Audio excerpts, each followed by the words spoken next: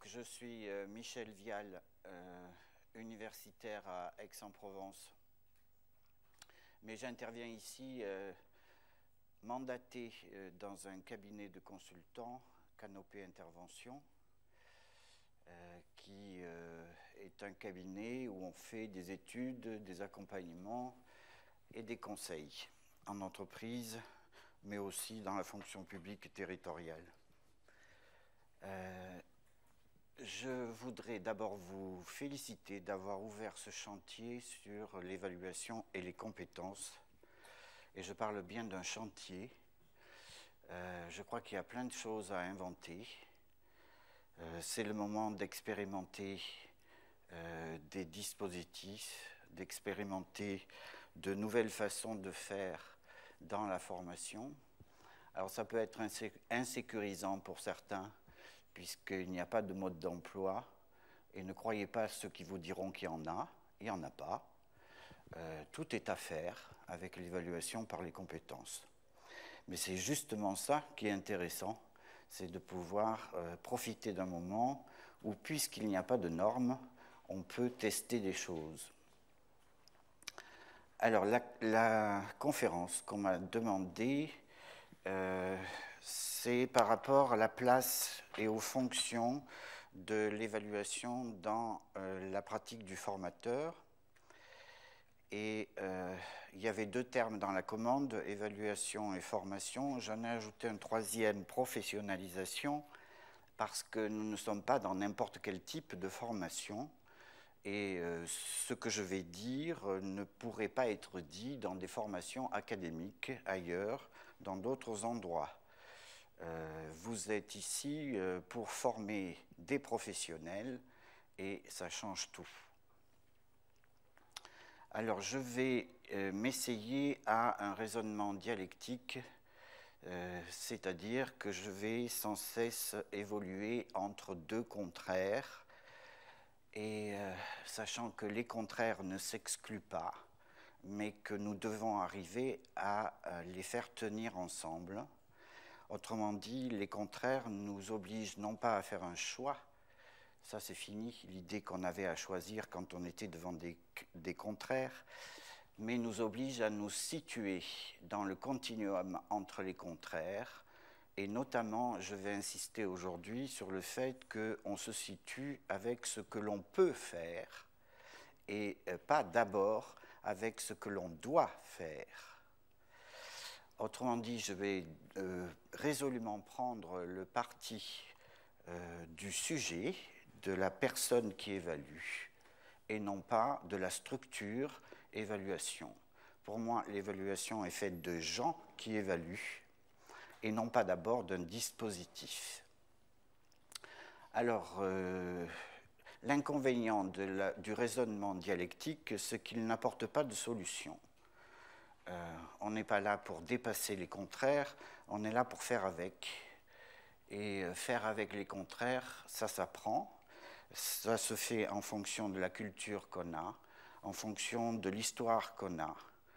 Autrement dit, je suis d'emblée dans ce qu'on appelle l'évaluation située, l'évaluation telle qu'aujourd'hui on essaie de la penser, après avoir eu des modèles allant de la mesure jusqu'à la systémique en passant par les objectifs. Aujourd'hui, on est dans quelque chose de particulier, de nouveau, autour de la notion de situation. Alors, je sais que vous en avez déjà parlé hier, de la notion de situation, donc je ferai l'impasse sur qu'est-ce qu'une situation. Je crois qu'on est d'accord avec Mayenne sur ce qu'est une situation.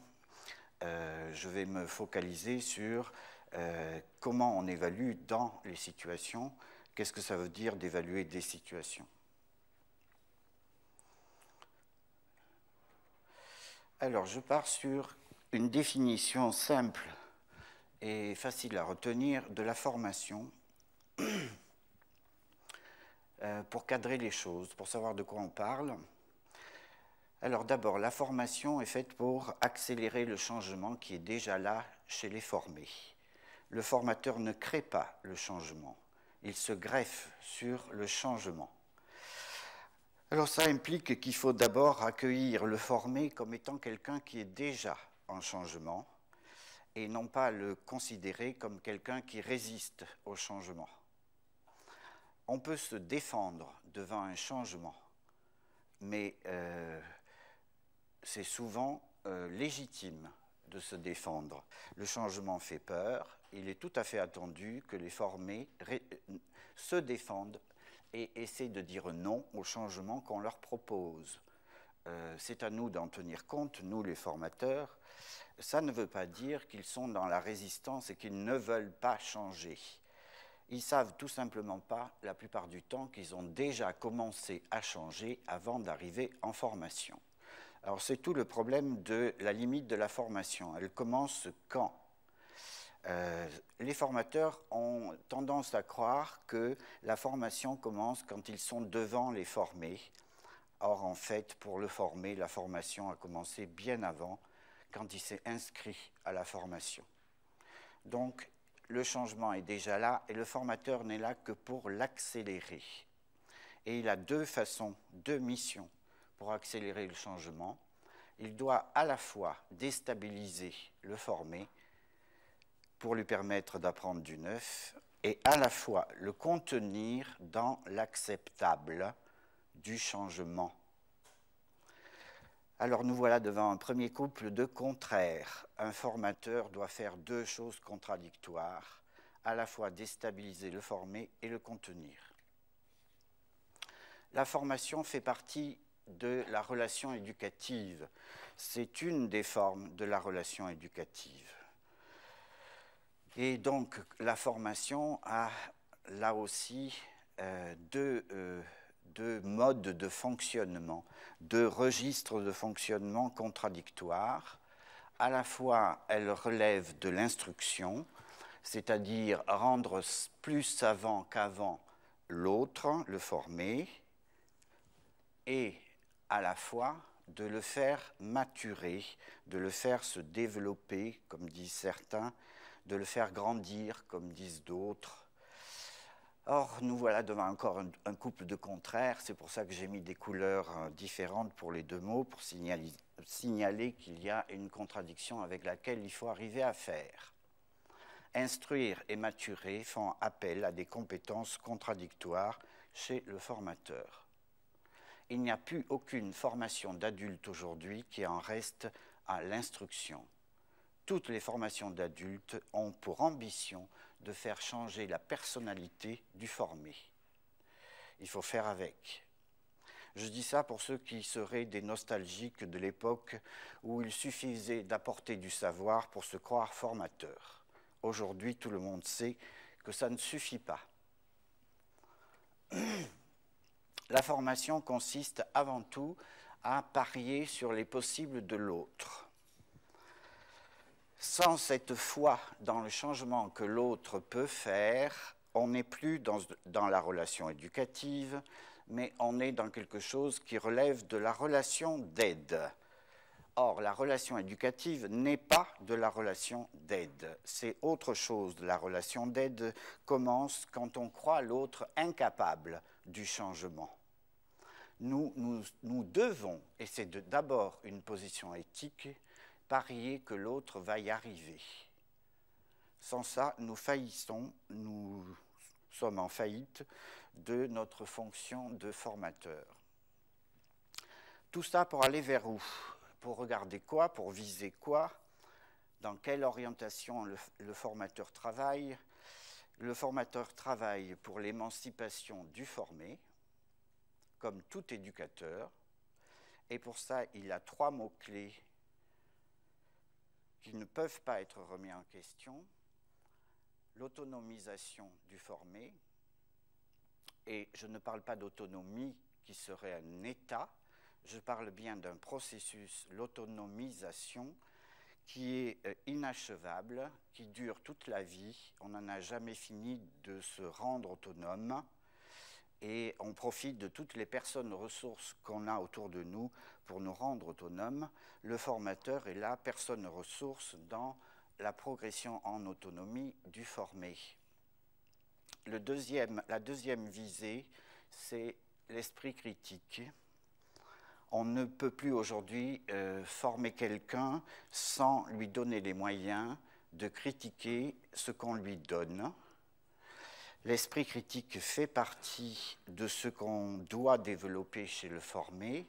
Sans ça, ce n'est pas de la formation, c'est de l'embrigadement. Et troisième visée, la responsabilité, faire que les gens soient responsables de ce qu'ils font. Alors ça va avec le concept de pouvoir d'agir, très à la mode en ce moment. On est là pour développer le pouvoir d'agir des formés. On est là pour faire qu'ils puissent faire plus de choses qu'avant, qu'ils puissent les faire en sachant mieux, justement, les évaluer. Autrement dit, être responsable, c'est aussi savoir évaluer ce que l'on fait.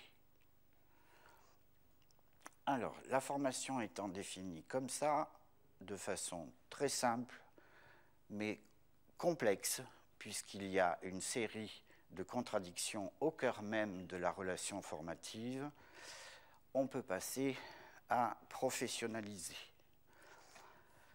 Là aussi, il faut être clair si on veut pouvoir se repérer.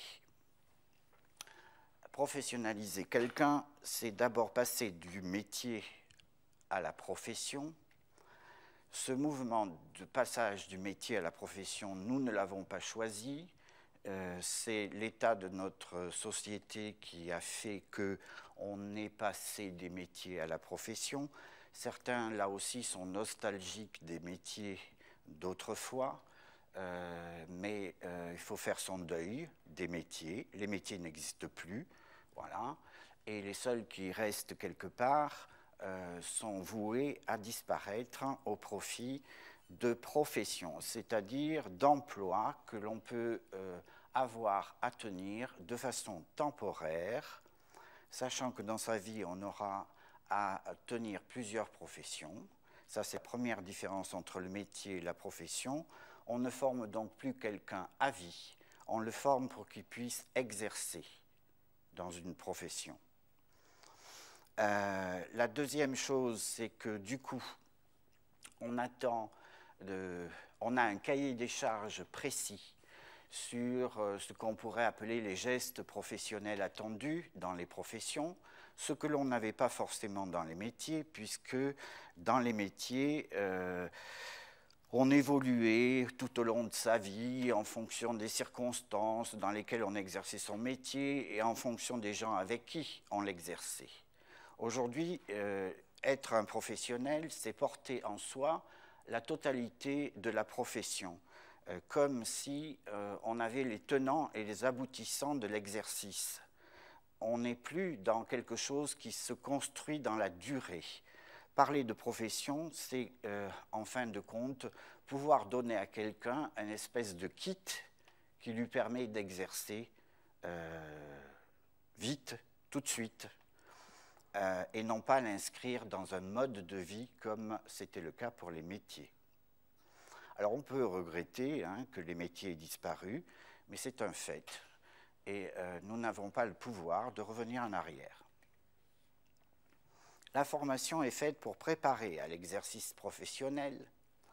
Elle n'est pas faite pour maîtriser l'ensemble des gestes professionnels. Là aussi, il faut arrêter de rêver et d'avoir des exigences intenables. Une formation permet d'entrer dans l'exercice, permet de faire que les gens puissent continuer à apprendre dans l'exercice et par l'exercice.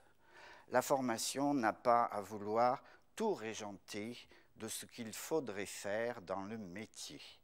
D'ailleurs, la formation se fait tout au long de la vie et être en formation initiale, c'est tenir compte du fait qu'il y aura ensuite de la formation continue. Voilà. Donc la formation n'a pas la vérité de la profession. Elle a la vérité de l'entrée dans la profession.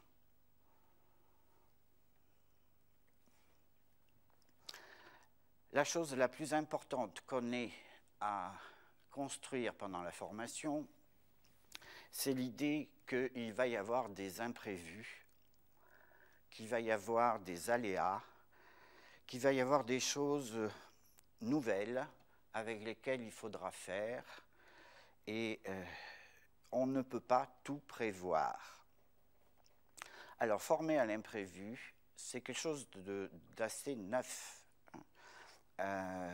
notamment dans la tête des formateurs. Ils avaient tendance à croire que la formation allait préparer à tout, voilà, et que l'essentiel était dans la répétition de ce que les gens avaient appris. Ce qu'on sait aujourd'hui, c'est que l'essentiel des exercices professionnels est dans l'improvisation et jamais dans la répétition. Un bon professionnel, c'est quelqu'un qui sait s'adapter aux aléas.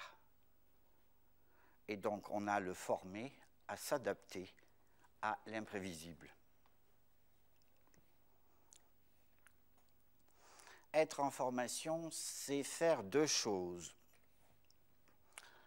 À la fois, apprendre à gérer ce qui est gérable. On dit que le formé doit faire ses preuves. Et à la fois, il doit éprouver l'ingérable. Et quand je dis éprouver, je fais bien appel à l'ensemble de sa personnalité, à l'ensemble de sa personne, à ce qu'il ressent en situation, et pas seulement à ce qu'il formalise ou intellectualise. S'éprouver dans l'agir est aussi important que d'avoir des procédures toutes faites, utilisables. Et là, on se retrouve encore devant une contradiction. À la fois, le formateur doit fournir un kit opérationnel et à la fois, il doit pouvoir préparer l'autre à inventer en situation de l'inédit. Alors, ça me permet de donner une définition rapide de la compétence, même si j'y reviendrai après. Exercer une profession, c'est à la fois penser, faire, ressentir, dire, se dire. Le vieux découpage, savoir, savoir-être, savoir-faire, savoir-devenir, n'est plus de mise. Il est obsolète. La compétence, c'est le refus du découpage. Premièrement, la compétence est toujours une globalité. La compétence est incarnée dans une personne. Elle n'existe pas en dehors d'une personne. Elle est donc tout ce que cette personne fait dans une situation. Et le faire, ce n'est pas simplement des gestes, c'est aussi des attitudes et du ressenti. Autrement dit, on retombe sur trois notions fondamentales, puisque décidément la pensée cartésienne aime le chiffre 3. Il y a bien des savoirs, il y a bien des gestes professionnels et il y a des attitudes professionnelles, sauf que dans la compétence, les trois sont associés, indissociables.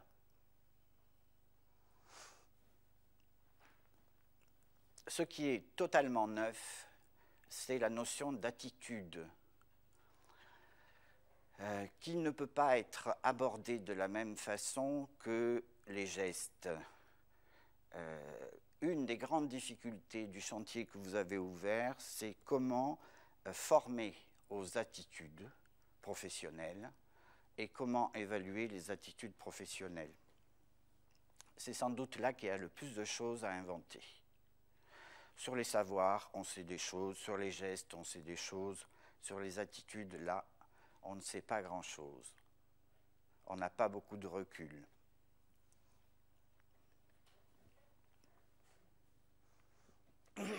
Alors, être formateur là-dedans,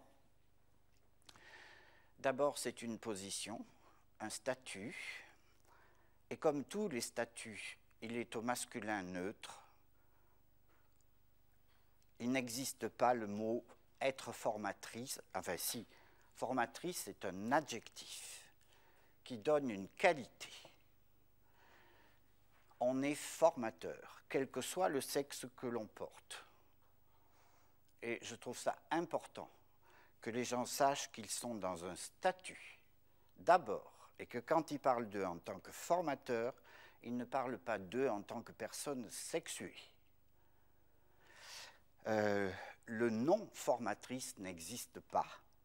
Formatrice est un adjectif. Maintenant, les dames qui sont en mal de revendication féminine n'ont qu'à ajouter un E et se dire formateur, comme on dit auteur, comme on dit chercheur. C'est les Québécois qui ont inventé cette façon-là de signaler que je suis une femme à l'intérieur d'un statut qui, lui, se parle au neutre. Et malheureusement, en français, le neutre, c'est le masculin. Voilà. Mais épargnez-nous les formatrices. Bon, c'est d'abord un statut, donc. Ensuite, c'est une place. Et là, on est dans quelque chose qui n'est plus administratif, mais qui est symbolique. La place de formateur est une place d'éducateur.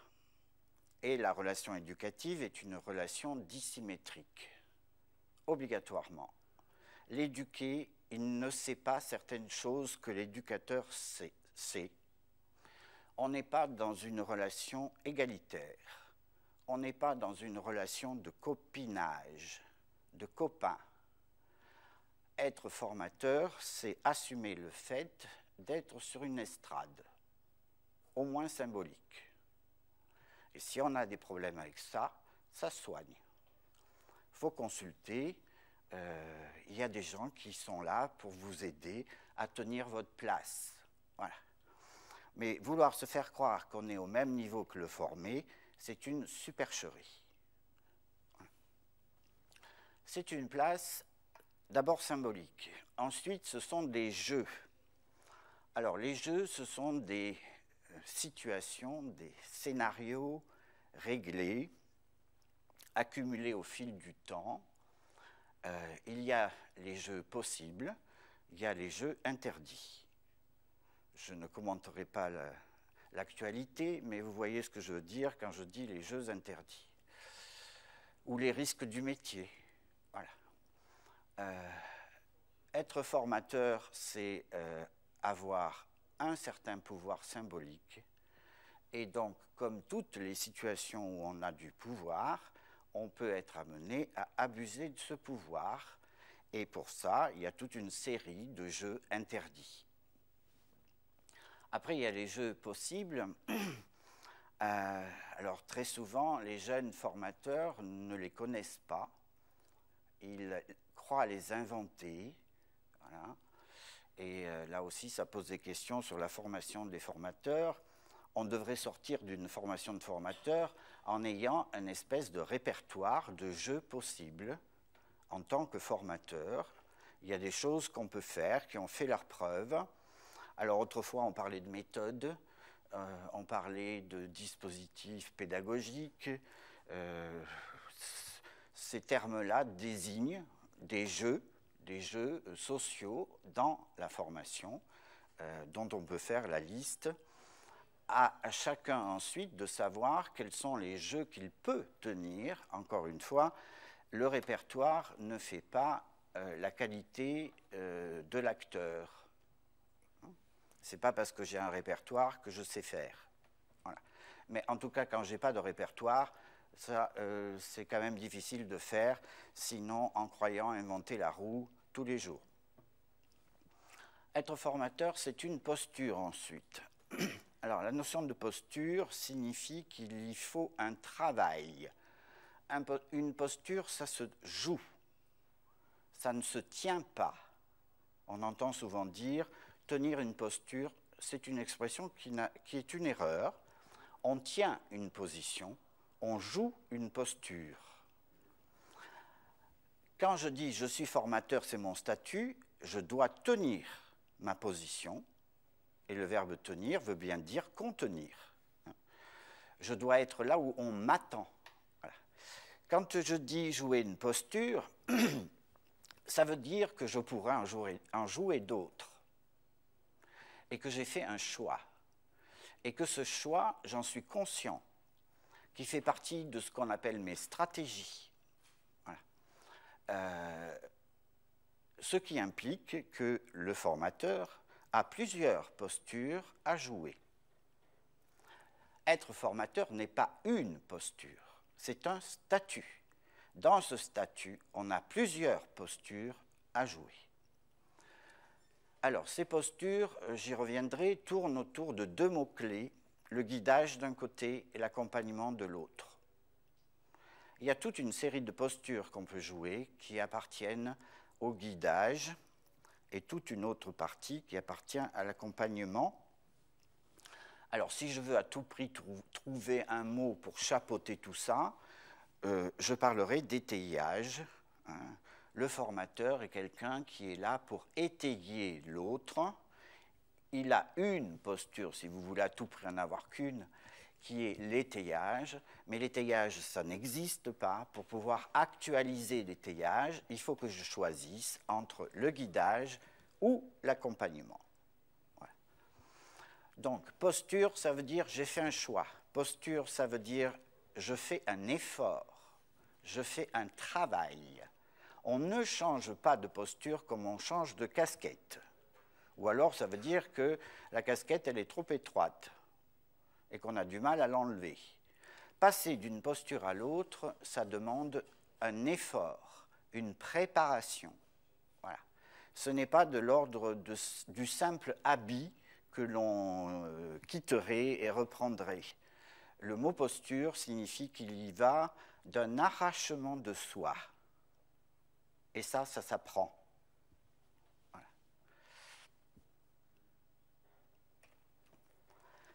Alors, tout ça peut être résumé par le fait que être formateur, c'est une expression fausse. Si on entend par être la personnalité de quelqu'un, il y en a qui seraient formateurs et d'autres qui seraient managers, par exemple, hein, naturellement. Toute leur histoire se résoudrait à être ceci ou cela. Ça, c'est une supercherie.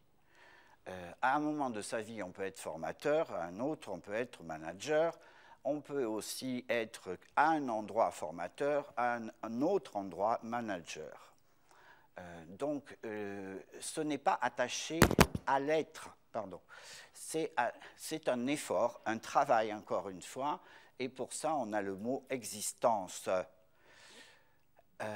On n'est pas formateur, on existe en tant que formateur quelque part. Si on n'a pas de public, on n'est pas un acteur. Si on n'a pas de formé, on n'est pas un formateur. Et quand je n'ai pas de formé, je ne suis pas formateur. Être formateur, c'est avoir une mission à remplir avec des gens qu'on appelle des formés. Voilà. Donc, ce n'est pas attaché à l'être, c'est bien un travail. C'est bien pour ça que ça s'apprend, d'ailleurs. Et qu'il n'y a pas de gens doués pour être formateurs et d'autres qui ne le sont pas. Il y a des gens qui ont travaillé pour être formateurs et d'autres qui ne l'ont pas fait. Voilà. Alors, quand on parle d'existence, ça veut dire que ça se travaille toute sa vie. Et se réveiller un matin en se disant « je suis formateur », c'est une illusion, voire une supercherie. On est toujours en train de devenir formateur. C'est un travail en continu, un effort en continu, c'est donc un processus et non pas simplement un état. C'est un chemin que l'on doit tracer et non pas simplement une trajectoire que l'on doit suivre, accomplir pour arriver à un endroit prédéterminé. C'est un but, être formateur, faire formateur, il faudrait dire. C'est un but et pas un objectif. Alors là, je vais insister un peu sur la différence quand même, parce que sous l'influence de la théorie des objectifs, de la pensée par objectif, les gens ont oublié qu'il existait un mot autre qui était le mot but. Voilà. Or, tout n'est pas objectif. quand j'ai un but, je peux le transformer en objectif. C'est une technique de transformer les buts en objectifs, et ça consiste à prévoir une trajectoire pour atteindre l'objectif. Ce qui détermine un objectif, ce n'est pas la cible qu'il montre, c'est l'existence d'une trajectoire pour atteindre la cible. Qui dit objectif dit fabrication d'une trajectoire. Autrement dit, il y a un abus actuellement du mot objectif. On appelle objectif tout et n'importe quoi. Et notamment, il y a des managers qui fixent des buts en les appelant des objectifs. Et ils ne fixent pas de trajectoire. Eh bien, c'est de la supercherie. Ce n'est pas un objectif. Si je donne un objectif à quelqu'un, c'est que j'ai prévu la trajectoire. Sinon, ce n'est pas un objectif. Alors, à quoi ça sert de prévoir les trajectoires? Ah ben, ça sert à désigner le chemin le plus court pour arriver à la cible. Une trajectoire, c'est la route que fait la balle pour arriver à la cible. Il y a donc dans l'idée de trajectoire l'idée de rentabilité, d'efficacité, qui fait de la pensée par objectif une pensée de fonctionnaliste. Un but, ce n'est pas du tout ça. Un but, par exemple, pour faire comprendre la différence, il y a deux sortes de gens quand ils préparent leurs vacances. Il y a ceux qui sont dans la pensée par objectif, et préparer leurs vacances, ils commencent déjà un an avant. Ils font le tour de toutes les agences de voyage, ils comparent tous les prix pour arriver à avoir la meilleure relation coût-qualité. Hein? Voilà. Ceux-là, ils sont dans la pensée par objectif, ils se construisent un objectif. À peu près en mars, ils savent qu'en juillet, ils iront à tel endroit, en passant par tel endroit, ils resteront tant de jours dans telle ville, ils iront dans tel hôtel, et ça leur coûtera tant. Ceux-là, ils se sont bien donné un objectif, et ils se sont construits une trajectoire. Après, il y a tous ceux qui attendent le dernier moment pour savoir où ils vont partir, et qui partent par exemple en direction de Rome, et puis qui s'arrêtent à Gênes, et qui passent leurs vacances à Gênes, et ils sont tout à fait contents. Ceux-là, ils avaient un but, et non pas un objectif. Ce n'est pas du tout la même forme de pensée. Voilà.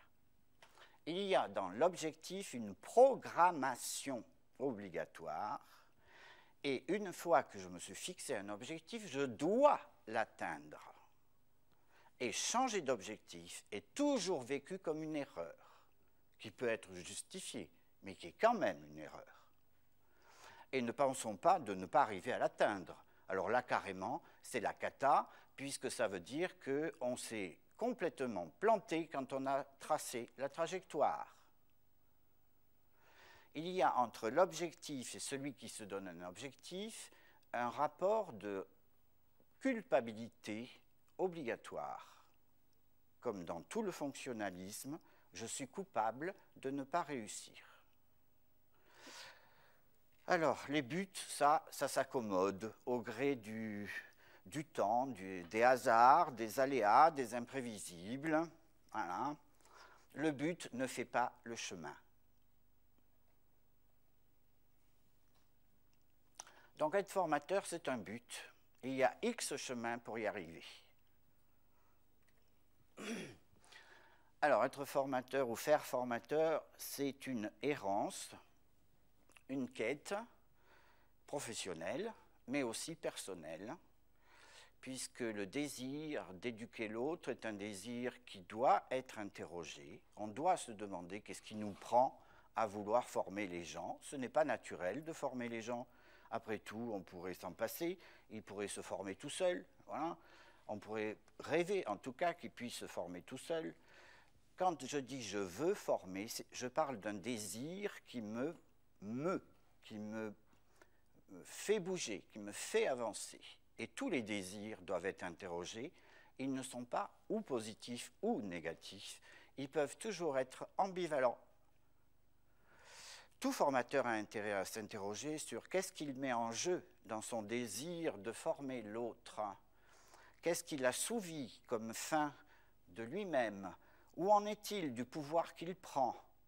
Quel est le plaisir, plus ou moins persécuteur, de pouvoir mettre des notes, par exemple, à quelqu'un, d'être du bon côté du manche, autrement dit? Ça se travaille. Ce n'est pas naturel d'être formateur.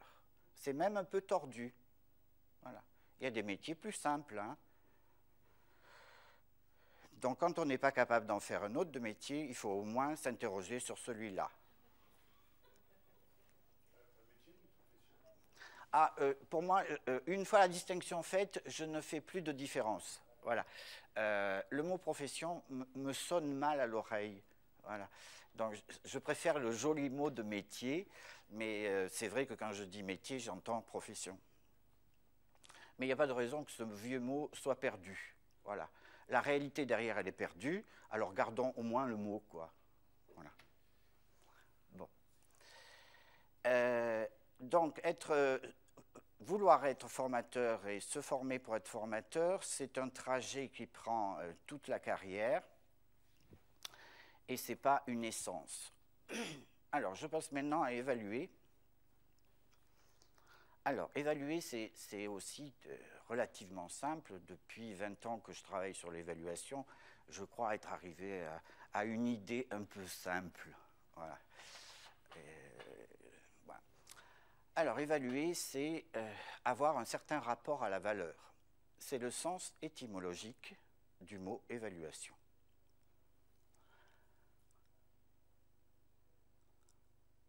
Alors évidemment, le sens étymologique, il ne dit pas grand-chose. Parce que qu'est-ce que c'est le rapport à la valeur? Qu'est-ce que c'est la valeur? Alors déjà, la valeur, on sait ce que c'est, là. C'est ce qui importe, ce qui est essentiel, ce qui est nécessaire, ce qui compte, disent certains. Mais là, je suis en train de décliner. Ce qui importe, c'est le terme générique. Puis après, il y a des gens qui traduisent ce qui importe en ce qui compte. D'autres le traduisent en ce qui est nécessaire. Et d'autres le traduisent en ce qui est essentiel.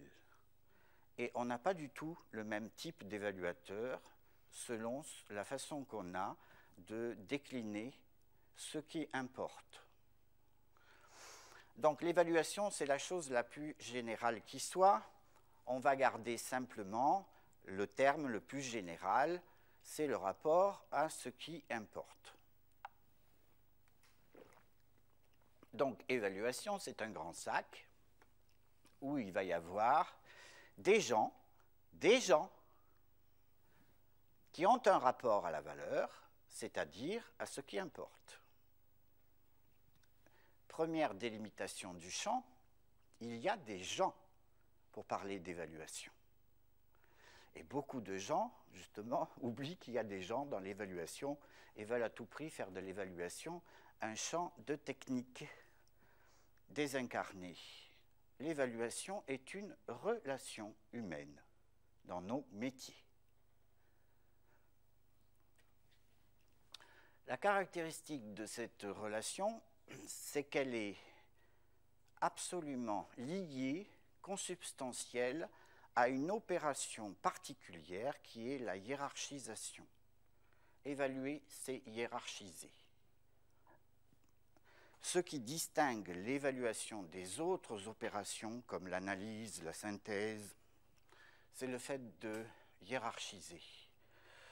C'est le fait d'emblée voir des choses en premier plan, en second plan.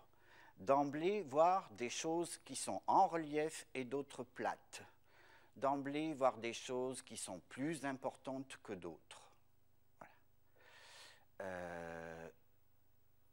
Il est important de coller hiérarchisation à évaluation, sinon on risque de confondre l'analyse et l'évaluation, Par exemple, il y a plein de gens qui parlent d'analyse de pratique, alors qu'en fait, ce qu'ils font, c'est de l'évaluation des pratiques.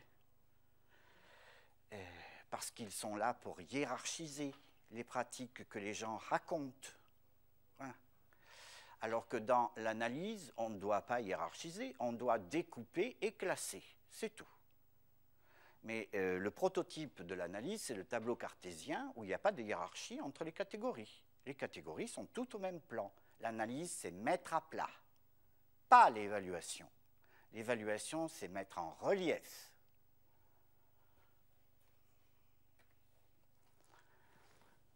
Donc, évaluer, c'est une opération particulière à côté d'analyser et synthétiser. C'est la troisième opération fondamentale de la cognition humaine. Et ce n'est pas d'abord un outil.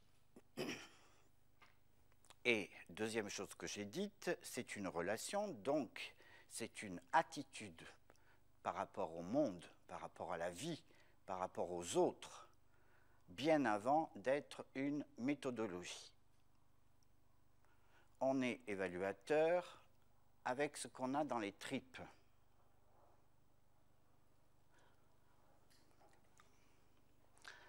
Tout évaluateur fait avec ce qu'il a, c'est-à-dire une vision du monde. Et on sait qu'il existe deux grandes visions du monde, qu'on appelle des paradigmes. La vision mécanique, le monde est un moteur qu'on peut réparer, et puis la vision biologique, où le monde est un ensemble de forces dynamiques qu'il faut apprivoiser. Voilà. Donc, former à l'évaluation, c'est d'abord faire que les gens puissent se positionner dans ce à quoi ils ont adhéré, à ce qu'ils croient, à leurs croyances, qu'ils puissent d'abord se positionner par rapport aux deux grands paradigmes actuels de l'Occident, le paradigme du mécanique et le paradigme du biologique. C'est très important. Autrement dit, on fait de l'évaluation avec les prises de position épistémologiques que l'on a, sachant que par prise de position épistémologique, j'entends pas du tout quelque chose de savant. Je parle bien des paradigmes ordinaires, profanes. Je ne parle pas d'une culture de savoir. Je parle de façon de se situer par rapport au monde et aux autres. Voilà. C'est plus de l'ordre de l'affectif, de l'ordre de la préférence, que de l'ordre de la référence savante. Ce sont des choses que l'on porte, auxquelles on a adhéré au long de son histoire, la plupart du temps sans se poser la question et sans le savoir. Ce n'est pas simple de savoir si on est mécaniciste ou biologiste. Il y a des gens qui sont que l'un que l'autre, puis il y a des gens qui ont mélangé les deux, il y a des gens qui sont dans ce qu'on appelle un dilemme, c'est-à-dire que quand ils doivent être mécanicistes, ils regrettent de ne pas être biologistes, et quand ils doivent être biologistes, ils regrettent de ne pas être l'autre. Voilà. Ils ne sont jamais là où on les attend, ce qui leur assure une souffrance quotidienne confortable. Évaluer, c'est un projet. Ce n'est pas quelque chose de naturel. Voilà. Je sais bien qu'on évalue aussi le plat qu'on mange, qu'on évalue la distance entre soi et un objet à prendre. Oui, mais ce n'est pas de cette évaluation-là dont on parle. Ici, on parle bien de l'évaluation dans la formation. Hein. On parle d'une institution qui évalue. Hein. On est dans une relation particulière, la relation éducative. On n'est pas dans une relation de vie. On est dans quelque chose de structuré, d'institutionnalisé. D'accord ? Donc, dans ce contexte, l'évaluation n'est pas naturelle. L'évaluation se donne souvent d'ailleurs à voir sous la forme d'une commande, d'une imposition institutionnelle. Voilà. Il y a plein de formateurs qui osent dire « Ah, si je m'écoutais, je n'évaluerais pas ».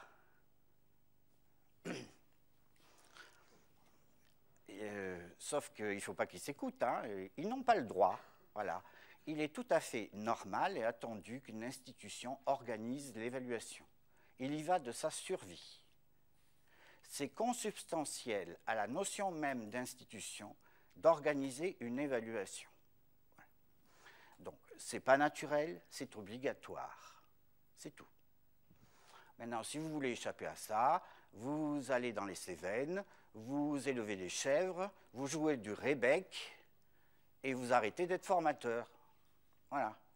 Après tout, on n'est pas obligé d'être formateur.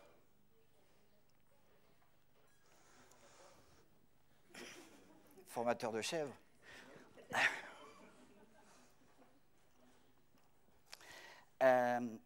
Alors, c'est un projet, c'est-à-dire que c'est quelque chose de, à la fois de l'ordre de l'élan vital pour exister et en même temps de quelque chose de structuré. C'est une éthique. Il n'y a pas d'un côté l'évaluation, de l'autre côté l'éthique. L'évaluation ne peut exister que parce qu'il y a une éthique. Évaluer, c'est être en situation de prendre des décisions éthiques. Il n'y a pas d'abord l'éthique et après l'évaluation. Il y a évaluation, donc éthique.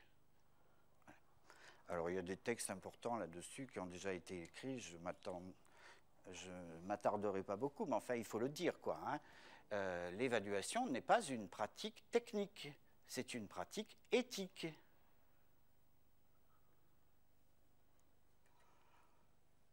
Alors, dans l'évaluation, il y a deux logiques. Donc, l'évaluation, c'est le grand sac qu'on vient de définir de façon générale. Après, dedans, si vous voulez, il y a deux façons d'évaluer. Il y a deux manières de se tenir dans l'évaluation. Et la première et la plus connue, c'est donc le contrôle.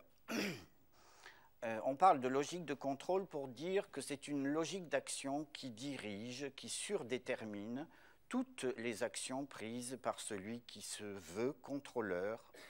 Voilà.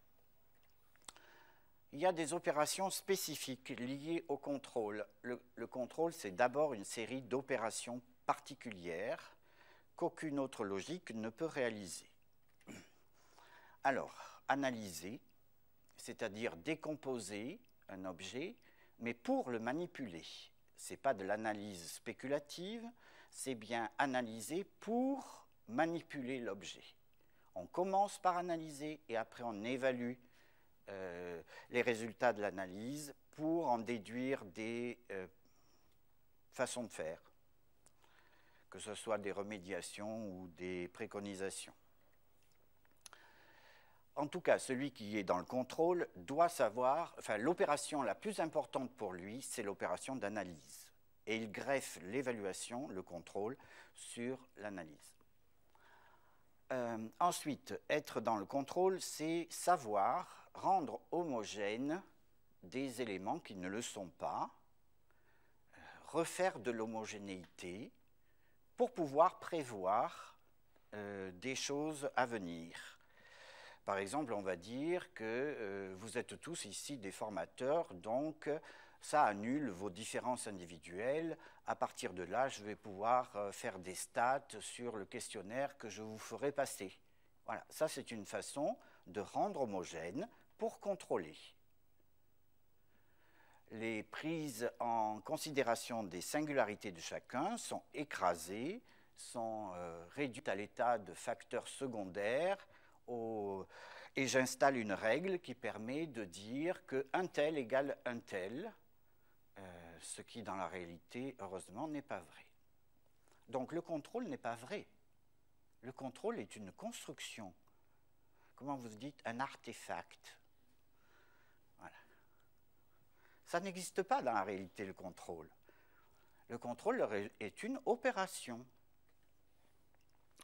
Alors, l'attitude, les buts que se donne le contrôle, c'est non pas, comme a dit Foucault, voir, surveiller, punir, mais ça y ressemble beaucoup.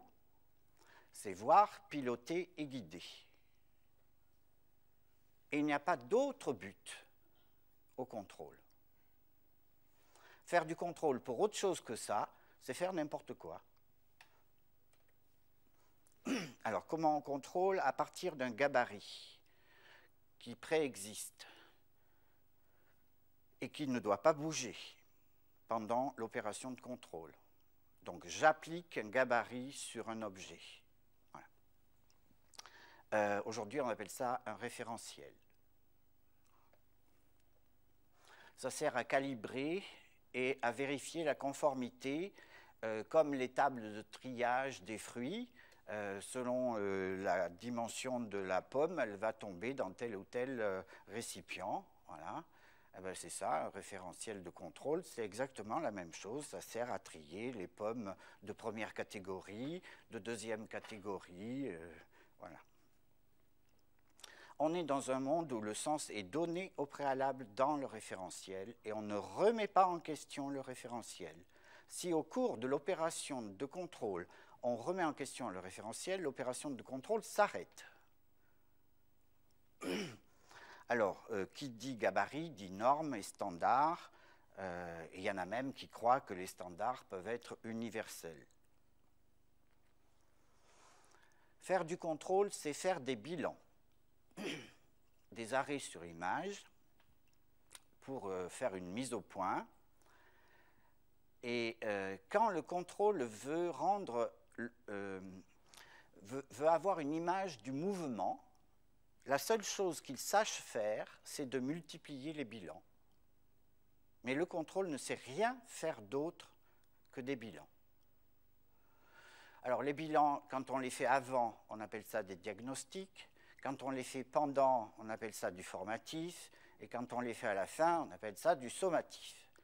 Bref, c'est du bilan, et peu importe après les termes. Alors, les bilans sont intéressants pour stabiliser les choses et rendre pérenne l'objet que l'on contrôle. Le contrôle solidifie les objets. Le contrôle va de pair avec planification, programmation.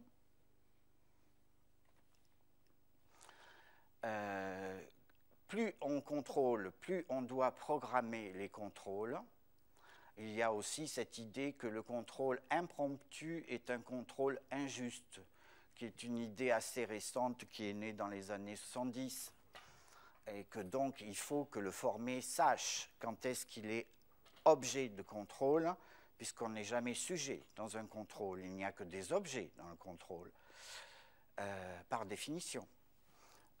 Donc on se retrouve à planifier, organiser, voilà.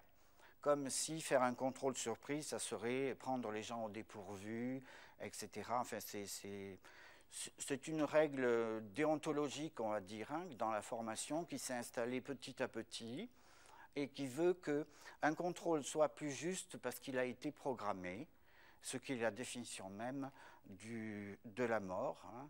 Est-ce qu'une mort est plus juste parce qu'elle a été programmée? Voilà. Et après, on exécute le plan. Il est hors de question de changer quoi que ce soit au plan prévu. Ce n'est pas du jeu. Voilà. Contrôler, c'est faire ce qu'on a prévu de faire. Alors, les buts du contrôle, c'est d'améliorer. Ils le disent assez, les contrôleurs, que c'est pour améliorer les pratiques, l'amélioration en continu des pratiques. Oui. Alors, ce qu'ils appellent améliorer, c'est régulariser, c'est-à-dire revenir à la norme. Et ce que le contrôle appelle régulation n'est rien d'autre qu'une régularisation, c'est-à-dire un retour à la norme. Autrement dit, une correction ou une mesure d'écart. Dans le contrôle, on avance étape par étape. Alors, j'allais dire de façon linéaire, ce qui est redondant, puisque quand on avance étape par étape, c'est forcément linéaire. Mais linéaire, ça ne veut pas dire qu'en ligne droite, hein. Le contrôle est capable aujourd'hui de faire des cercles, mais en avançant petit à petit, étape par étape. Voilà. On n'en est plus au contrôle qui était obligatoirement de l'ordre de la trajectoire. Aujourd'hui, on sait faire des contrôles beaucoup plus compliqués et qui peuvent prendre des figures autres que le linéaire simple, la ligne droite de la trajectoire. Il n'empêche qu'on avance étape par étape. Il faut avoir fini l'étape 1 pour entrer dans l'étape 2. Et tant qu'on n'a pas fini l'étape 1, on ne peut pas entrer dans l'étape 2.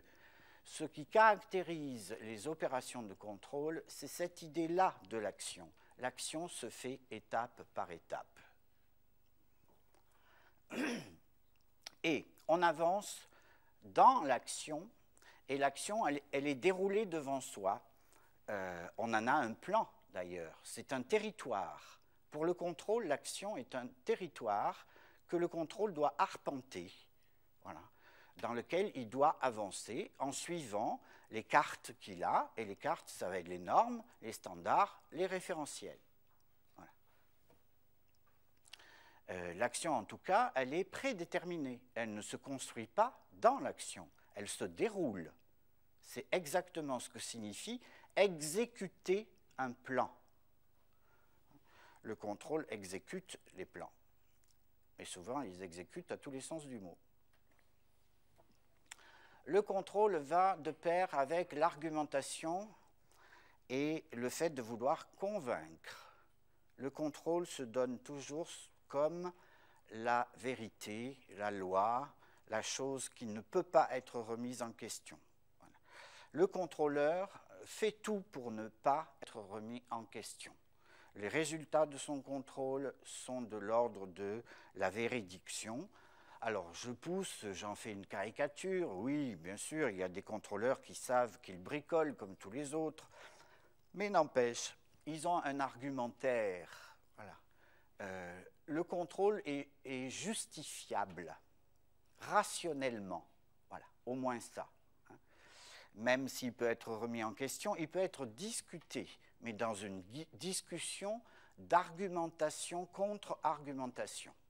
Rationnellement, autrement dit. Alors, le vocabulaire qui va avec, c'est dispositif, objectif, procédure, outil, programme, cohérence, efficience, externalité, normes, standards, référentiel. Alors, le mot référentiel est ambigu, donc je ne le mettrai pas, puisqu'on peut très bien avoir des référentiels autres que des référentiels de contrôle. Tous les référentiels ne sont pas des référentiels de contrôle. Donc, le contrôle, c'est une série d'opérations spécifiques qui ne peut pas être fait autrement que par le contrôle. En ce sens, le contrôle est légitime. Mais le contrôle, c'est aussi une série d'attitudes ou une attitude particulière devant la vie, devant les autres, devant le monde. C'est d'abord un projet de rationalisation des pratiques. On ne peut pas être dans le contrôle et être contre la rationalisation des pratiques. Aujourd'hui, c'est une évidence, si on contrôle, c'est pour rationaliser. Autrement dit, pour gérer, autrement dit, pour mieux maîtriser.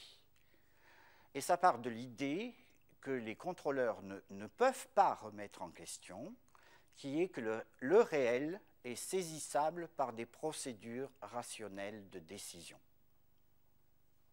Un contrôleur croit à ce dogme, qui pour lui est une évidence. Le réel existe et il est gérable, on peut le maîtriser, et on peut le maîtriser par l'exercice le plus fin possible de la rationalité.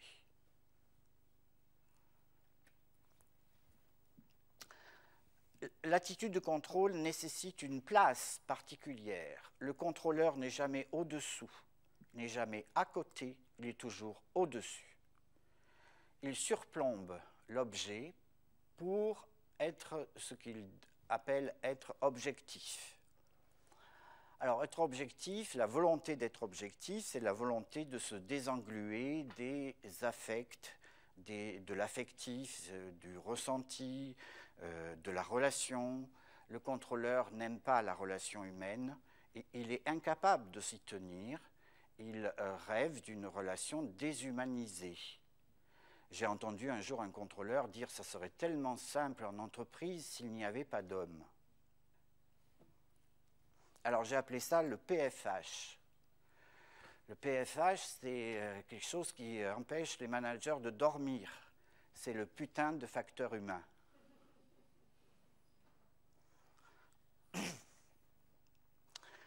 Le contrôle privilégie le technique, l'opérationnel, la résolution de problèmes. Le contrôleur est quelqu'un qui a besoin d'avoir des problèmes à résoudre pour exister.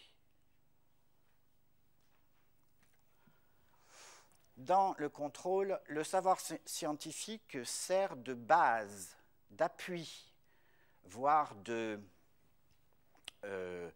parapluie. Voilà. C'est ce que j'appelle le rapport au savoir Scrabble. C'est-à-dire, la science nous donne les bases avec des mots-clés, et quand je vais dans l'agir, je déduis, j'accroche à ces mots-clés des mots pour la pratique, comme je fais au Scrabble. Le savoir scientifique a un statut bien particulier. Il sert de révérence plus que de référence. Et surtout, il est décidé que dans la pratique, il faut bricoler ce savoir-là pour le rendre opérationnel. Voilà, cette idée que le savoir scientifique ne peut pas être en lui-même opérationnel est une idée typique de l'attitude de la logique du contrôleur. Du coup, il se permet tous les bricolages intellectuels, conceptuels, qui font que la science ne reconnaît pratiquement plus rien aux outils du contrôleur. En tout cas, ce qui est sûr, c'est que le contrôleur veut s'inscrire dans le faisable. Voilà. Il n'est pas là pour rêver. Il est là pour faire de l'opérationnel rentable, efficace. Il accorde la plus grande valeur aux instruments, aux outils. L'expression, c'est y aller armé. On va sur le terrain armé d'outils. Ce qui veut dire que si on y allait sans outils, on serait démuni. Voilà. L'outil chez le contrôleur, c'est de l'ordre de la prothèse nécessaire ou de la protection, un peu comme ceux qui doivent travailler des matières dangereuses et qui mettent leurs mains dans des gants qui font partie de la machine pour pouvoir manipuler l'engin qui est derrière. Voilà. S'ils y allaient à main nue, ils se feraient écrabouiller. Voilà. Donc, on voit bien qu'il y a, dans la logique de contrôle, une espèce de culpabilité. Le contrôleur se sent insuffisant pour être dans la relation, et donc, s'il était dans la relation, il se ferait manipuler, comme il dit. Et donc, il se met à l'abri derrière une carapace qu'il appelle les outils. Survaloriser les outils est un symptôme de la logique de contrôle. Alors, le contrôle, c'est contrôler l'objet qui est devant soi, mais c'est aussi se contrôler soi. L'autocontrôle fait partie du contrôle. Il est évident pour un contrôleur qu'il faut s'autocontrôler. Et lui le fait en permanence. Et il ne comprend pas très bien pourquoi les autres ne le font pas aussi. Voilà. Pour lui, c'est une évidence, quoi. Si on ne se contraint pas, alors on devient une montre molle à la Dali, on devient un ectoplasme. Voilà. Le contrôle, c'est ce qui structure les gens pour les rendre vivables. C'est une certitude pour le contrôleur. Bien sûr, il va se retrouver à survaloriser la transparence. Alors la transparence est un slogan qui lui permet à la fois de mieux convaincre et à la fois de clairement se positionner contre les opacités de la relation humaine. Que la relation humaine comporte des opacités est pour lui un défaut auquel il doit pallier. Tout contrôleur se prend pour un sauveur, quelque part. Il a cette volonté de se désengluer de la relation d'être un demi-dieu, autrement dit, au-dessus du monde des hommes qui, eux, sont ballottés par leur passion et se chamaillent tout le temps, d'ailleurs, sauf que chez les dieux, c'est pas mieux. Il y a donc chez le contrôleur le mythe de la pureté. Voilà. Et d'ailleurs, ils disent il faut faire du contrôle propre. Alors, la pureté, c'est au moins la pureté méthodologique. Parfois, c'est plus grave que ça. En tout cas, ils sont au service de l'ordre. Et le symptôme de l'ordre, c'est la cohésion. Voilà. Les contrôleurs ont le mot cohérence, cohésion à la bouche en permanence. La peur du chaos, la peur du désordre, la peur des choses qui partent dans tous les sens, voilà. Cadrer, recadrer, faire des catégories, des boîtes, fermer les boîtes, mettre une étiquette, ranger sur la bibliothèque, et là, enfin, on peut mourir.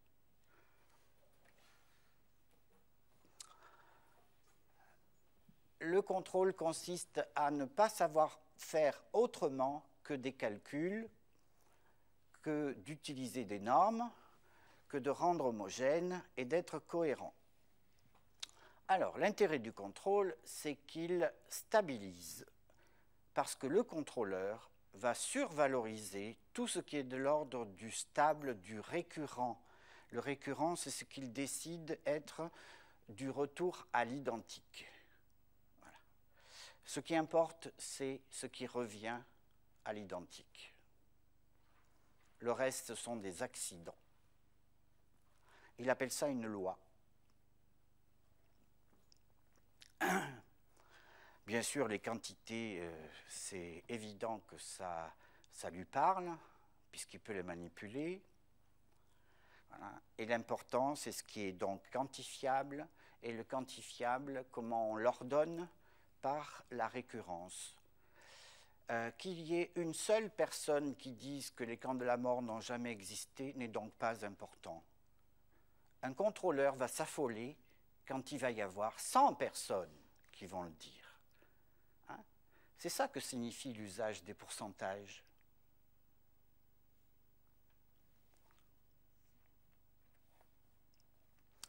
Le contrôle confond le nécessaire et l'essentiel. Pour lui, le nécessaire, c'est l'essentiel.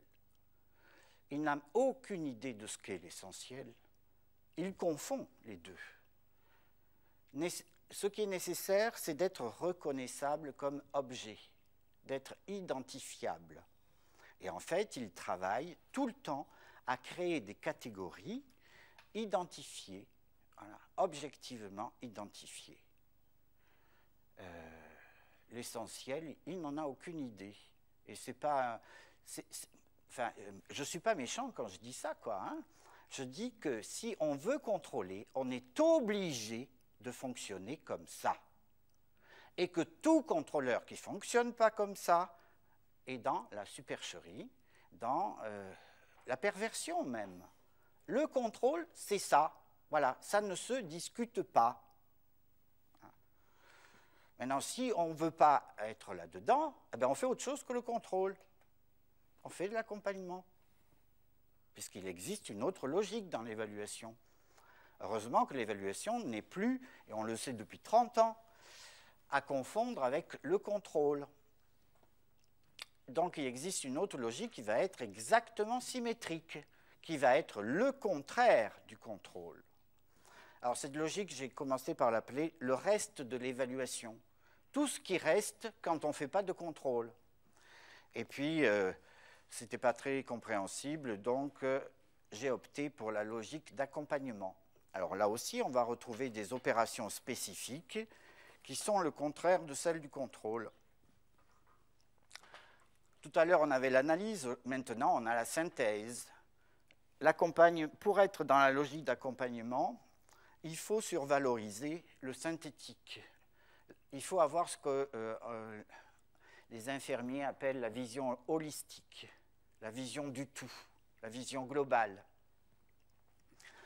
Mais le synthétique ne veut pas dire l'écrasement, ne veut pas dire qu'on a affaire à quelque chose de compact. La faculté de l'accompagnement, c'est de discerner dans l'ensemble, dans la vision globale, immédiatement des saillances, des choses en relief sur lesquelles il va pouvoir s'appuyer. En fait, tous les accompagnateurs sont des alpinistes. Ils n'analysent pas la paroi morceau par morceau. D'emblée, ils voient où ils peuvent mettre leurs mains, leurs pieds. Voilà. Et donc, ça ne passe pas par l'analyse. C'est directement par la synthèse. Comme quoi, il faut tordre le cou à cette vieille bêtise qu'ont dit mes prédécesseurs, même illustres, qui est que d'abord on analyse et après on évalue. C'est faux. Dans le contrôle, oui, pas dans l'accompagnement. Dans l'accompagnement, d'emblée, on évalue. Alors, la place du savoir savant est tout à fait différente dans l'accompagnement. On tire du savoir savant des critères possibles. Et ces critères peuvent changer. Ce ne sont pas des normes. Dans l'accompagnement, on fait la différence entre les normes et les critères. Voilà. Un critère, par définition, là, est régulable. Il est en fait l'identification d'un point d'appui dont je viens de parler. Alors, ces critères, les critères qui intéressent l'évaluateur dans cette logique sont toujours les critères qui servent à développer les potentiels de l'autre. L'accompagnateur est incapable de se regarder. Voilà. Ce n'est pas lui qui est au centre de l'action d'évaluation, c'est l'autre. Lui, il est là pour que l'autre fasse. D'accord ? Donc, les critères qui lui importent, ce sont les critères qu'il va pouvoir faire travailler à l'autre. Voilà. Et pas les critères objectifs que l'on avait dans le contrôle. Le rendre intelligible est ce qui intéresse l'évaluateur ce coup-ci, et non pas de quantifier pour rendre objectif. Rendre intelligible, c'est-à-dire pouvoir parler, pouvoir discuter, avoir des mots pour faire la chose avec l'autre. Il est là pour accélérer le mouvement, pour dynamiser. D'ailleurs, il ne s'intéresse qu'au processus. En tout cas, il survalorise les processus, c'est-à-dire les choses en train de se faire, alors que dans le contrôle, on s'intéresse au bilan. Il n'avance pas par étapes, il avance par phase. Alors, une phase, c'est un moment d'un processus, mais la différence, c'est que tous les ingrédients sont tout le temps là. Et dans une phase, il y a un des ingrédients qui devient le pilote des autres ingrédients. Et il va donner le nom de sa phase, à la phase. Il va donner son nom à la phase. Donc, on a, par exemple, au lieu d'avoir des référentiels linéaires, on va avoir, par exemple, 4 compétences dans un référentiel, mais dans l'accompagnement, les 4 compétences sont toujours là. Du début à la fin de l'exercice. Simplement, il peut y avoir dans des métiers précis une étape qui va porter le nom de la compétence numéro 1. Mais ça ne veut pas dire que les 2, 3 et 4 ne soient pas là. Simplement, elles sont au second plan. Ça change totalement les choses de travailler en phase. Ce n'est plus du tout la même vision de l'action. Alors, il y a quelque chose sur lequel on travaille beaucoup dans l'accompagnement aujourd'hui, c'est ce qu'on appelle l'intelligence pratique, c'est-à-dire qu'en situation, les gens inventent des compétences qui relèvent de la métisse, c'est-à-dire de la ruse, ou bien du kairos, c'est-à-dire de cette faculté qu'ont les gens à saisir les occasions favorables. Alors, ces choses-là, donc l'intelligence pratique ou les habiletés, que les professionnels développent, ce sont les choses essentielles dans l'accompagnement. Ça remplace les planifications, les prévisions. Un accompagnateur est quelqu'un qui sait avoir l'intelligence pratique, qui sait improviser en situation, en fonction des aléas de la relation dans laquelle il est. Alors, il s'intéresse d'abord à la qualité, et la qualité, ce n'est pas pour la mesurer, c'est pour l'anticiper. Alors, je vous rappelle qu'anticiper, ça ne veut pas dire prévoir. Anticiper, ça veut dire entrevoir, comme possible. Ce n'est pas de faire un plan, mais c'est d'avoir la certitude, la sensation que c'est possible. Voilà. Alors, tout à l'heure, on avait la régularisation. Maintenant, on va avoir focale mise sur son contraire, la régulation, c'est-à-dire la divergence par rapport à la norme de départ, la réorientation, la bifurcation. Voilà des mots-clés de l'accompagnement. Bien sûr, on fait avec l'hétérogène et on travaille dans la durée, au contraire du contrôle. Les mots-clés, c'est plus voir, punir, surveiller, c'est questionner, valoriser et impulser.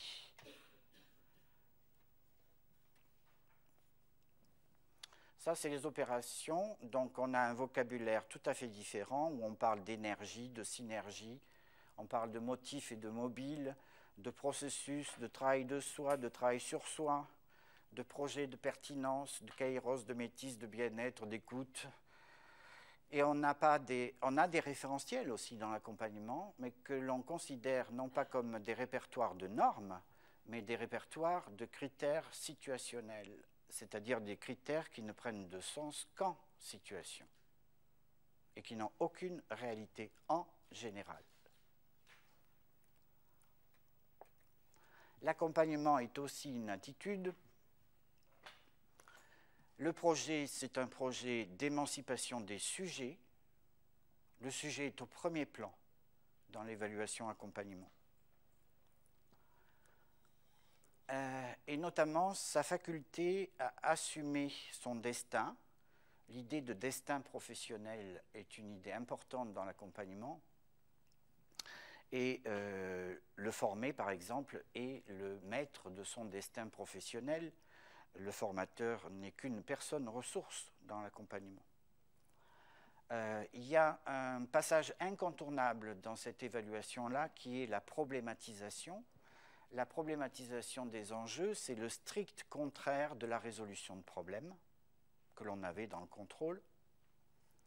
Et bien sûr, la dialectisation est le strict contraire de la prise de décision rationnelle qu'on avait tout à l'heure dans le contrôle.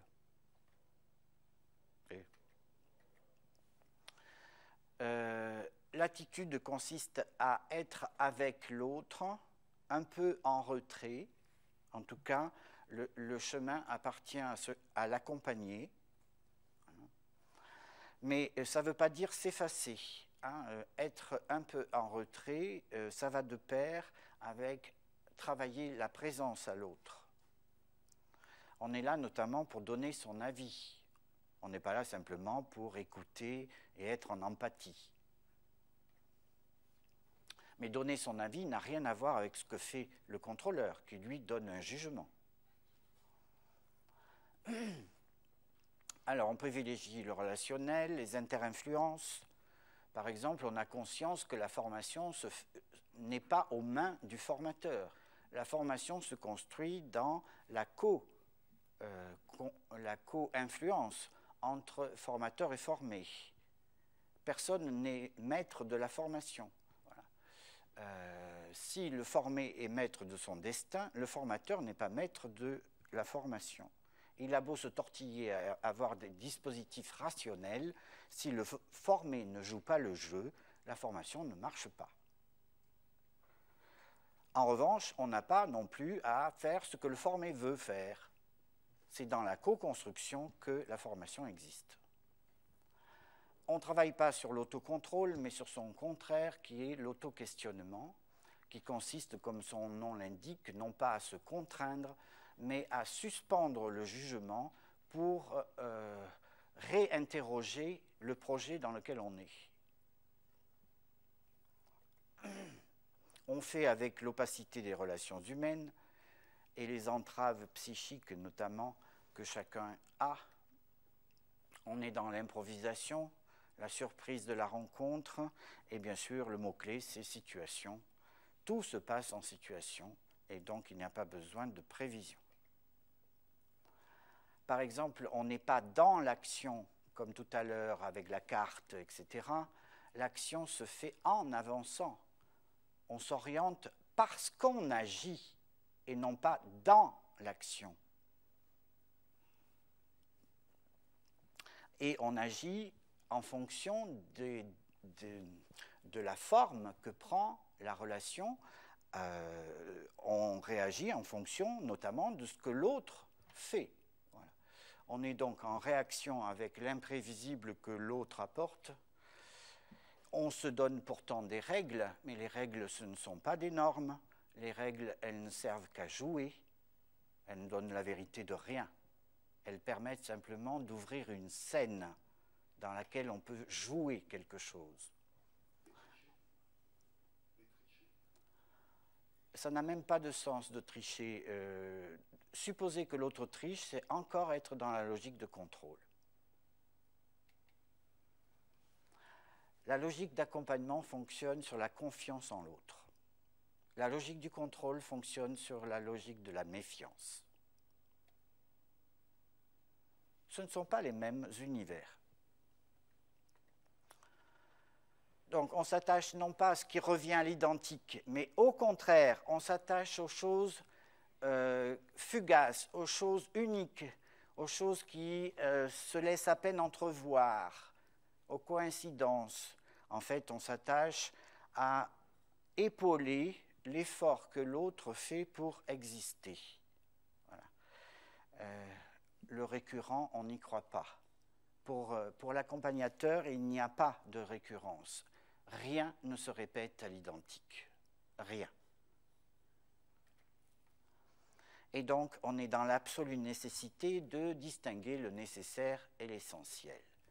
Alors, le nécessaire, c'est de l'ordre du stable, sans lequel on ne peut pas faire quoi que ce soit. Le nécessaire, c'est, il faut qu'il y ait un seuil pour que j'entre dans la porte, dans la pièce. Il faut qu'il y ait une porte pour que j'entre dans la pièce. Ça, c'est le nécessaire. Hein?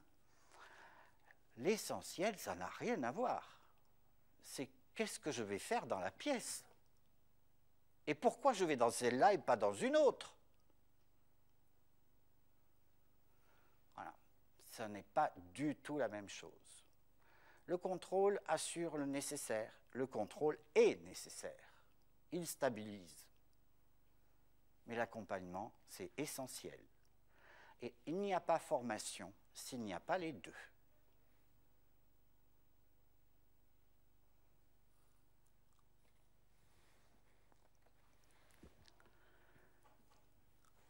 Alors, donc, tout ça pour dire que évaluer s'apprend et qu'il ne faut pas confondre avoir de la culture en évaluation, c'est-à-dire connaître l'histoire de l'évaluation, avec ce que les entreprises appellent la culture de l'évaluation, qui consiste simplement à contrôler tout azimut. L'évaluation suppose, pour se former, de faire d'abord un travail épistémologique, de savoir où sont ses préférences, de savoir quelles sont les logiques que l'on peut faire, jusqu'où je peux aller dans le contrôle, de quoi je suis capable, moi, en tant que formateur, d'aller dans le contrôle ou dans l'accompagnement. Il y a des gens qui ne peuvent pas faire les deux. Il y a des gens qui, bien que formateurs, sont incapables de faire l'une ou deux logiques de l'évaluation. Ça peut s'arranger dans une équipe, ça. On peut se distribuer des rôles. Hein. Ce qui compte, c'est que quand je dis il ne peut pas y avoir formation s'il n'y a pas les deux logiques, c'est au niveau de l'institution de formation. Hein. Ce n'est pas forcément au niveau des personnes. Hein. S'il y a des gens qui sont coincés dans le contrôle le plus raide, eh ben, on leur donne la certification à faire, hein, et puis on s'occupe du reste. Attention au piège de l'instrumentation. L'instrumentation n'est un incontournable que dans le contrôle. En revanche, avoir des références, c'est-à-dire avoir des critères pour agir, ça, c'est indispensable, qu'on soit dans le contrôle ou pas. C'est pour ça que l'expression critère d'évaluation est une absurdité. Il n'existe de critères que d'évaluation. Avoir des critères, c'est évaluer. Donc ce n'est pas la peine de dire critères d'évaluation, il n'en existe pas d'autres. C'est comme si vous disiez les terriens de la Terre. Ça s'appelle un pléonasme. Ne me parlez pas non plus de critères de choix. Tous les critères, par définition, sont faits pour choisir. Le mot critère veut dire choix. Alors, si vous voulez à tout prix faire des catégories de critères, ce qui est un jeu auquel on peut jouer, pas la peine d'avoir ces deux boîtes-là, elles ne signifient rien. Voilà. Tous les critères sont d'évaluation et tous les critères sont des critères de choix. Alors, je crois utile de distinguer deux choses, l'évaluation de la formation et l'évaluation dans la formation. Alors, l'évaluation de la formation, c'est une évaluation en discontinu qui se fait à des moments, par exemple au début, au milieu, à la fin, ou bien 6 mois après la formation. Voilà. Il s'agit de se demander où est la plus-value de l'exercice de formation, tout simplement. Il s'agit aussi de se demander qui on certifie. La certification fait partie de l'évaluation de la formation, elle n'est pas dans la formation. En revanche, l'évaluation dans la formation se fait en continu. Former, c'est évaluer en continu. Il n'y a plus des moments. Alors, en formation, chaque fois qu'on se croit autorisé à aider l'autre parce que sans moi, il serait incapable, on fait de l'évaluation.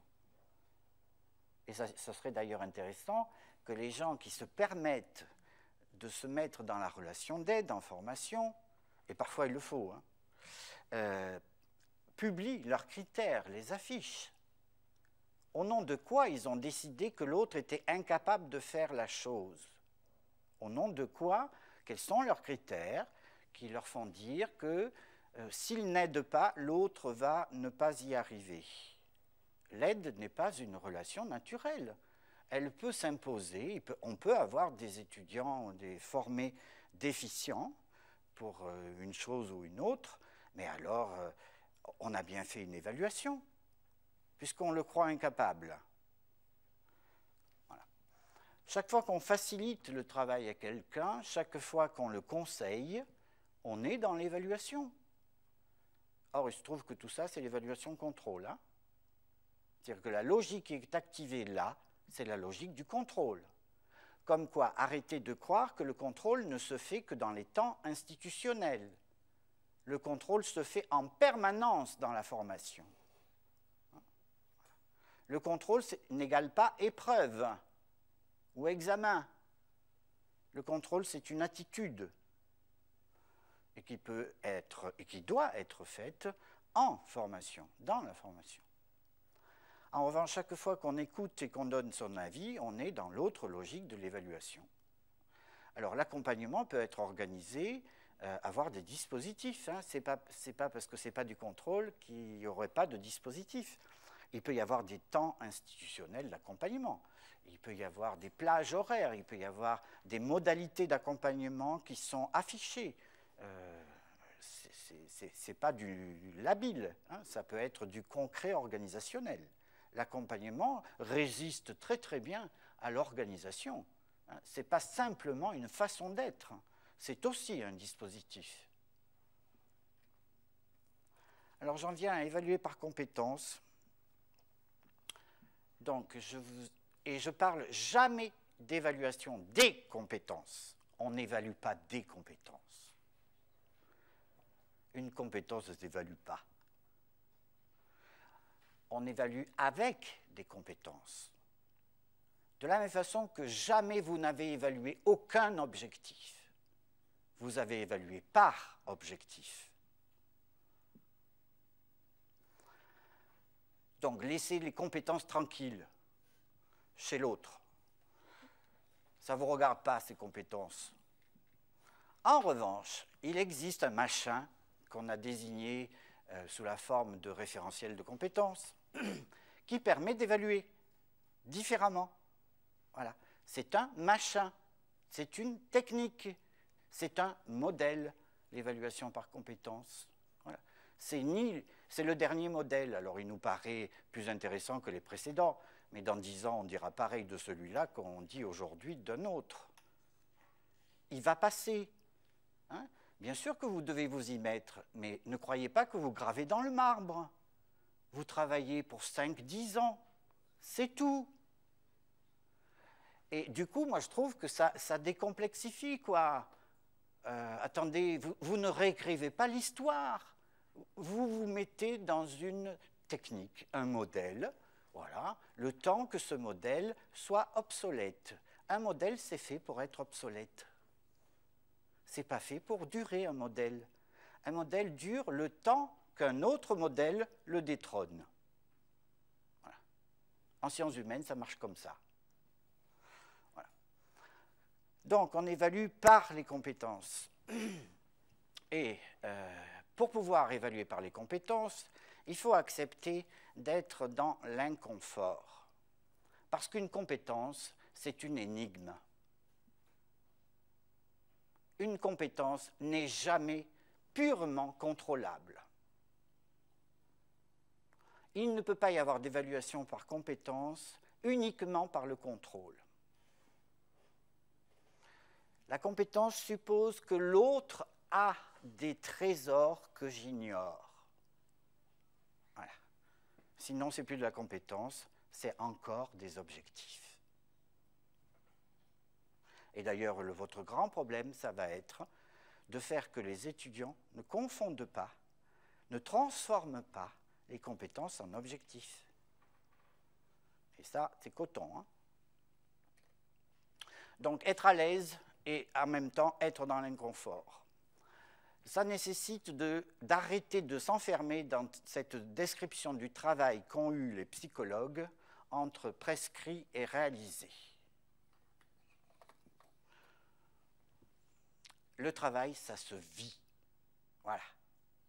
Ras-le-bol de ces catégories. Le travail, c'est une aventure dans laquelle je m'engage. Et ce n'est pas simplement la différence entre le prescrit et le réalisé. Ça, c'est des visions d'épiciers, de comptables.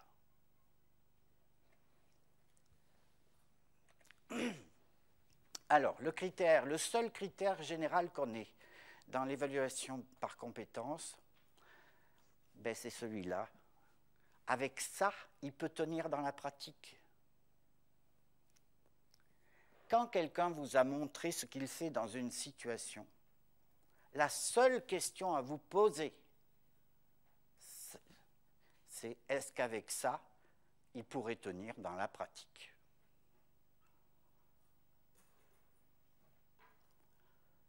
Et il n'y a pas de réponse. Chacun doit répondre en fonction de ce qu'il sait de la pratique. En toute conscience, en toute honnêteté.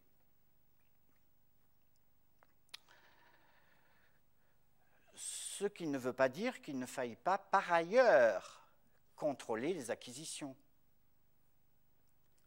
Si la formation, c'est aussi de l'instruction, alors il faut contrôler les acquisitions. L'évaluation par compétence ne dispensera pas du contrôle des acquisitions. C'est même un des dangers. Ça vient se surajouter au contrôle des acquisitions. Mais il n'y a aucune raison qu'on abandonne le contrôle des acquisitions.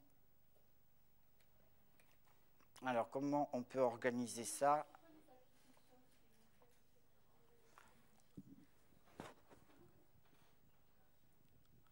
Pardonnez mon ignorance, Qu'est-ce que c'est les acquisitions?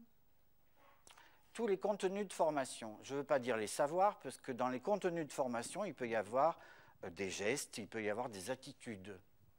Tous les contenus programmés, en tout cas identifiables, d'une formation. Ce avec quoi l'étudiant doit partir et qui va le distinguer de ce qu'il était avant. Un acquis.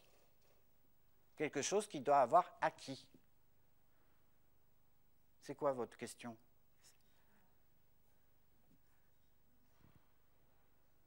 Ça peut être des savoirs, ça peut être des gestes, ça peut être des attitudes. Ce sont en fait les ingrédients de la compétence. Ça marche? Hein? Moi, je comprends la question de Françoise. Parce que justement, les formes... Enfin, je vais essayer de le formuler. C'est comme si d'un côté, enfin dit comme ça, c'est comme si d'un côté il y avait des contenus de formation, donc on contrôlerait les acquis, alors qu'ils peuvent être des savoirs, enfin on ne sait pas trop, des gestes. Et d'un autre côté, mais on ne sait pas trop comment, on aurait formé des gens, et on ne sait pas trop comment, et on irait évaluer est-ce qu'il peut tenir dans la pratique avec ça. Mais voilà. Ben oui, c'est la différence entre la formation et la certification. La certification, ça revient à se demander, est-ce que je lui donne le quitus pour aller dans la pratique? C'est la seule question qu'on a à se poser dans la certification. Il n'y en a pas d'autre.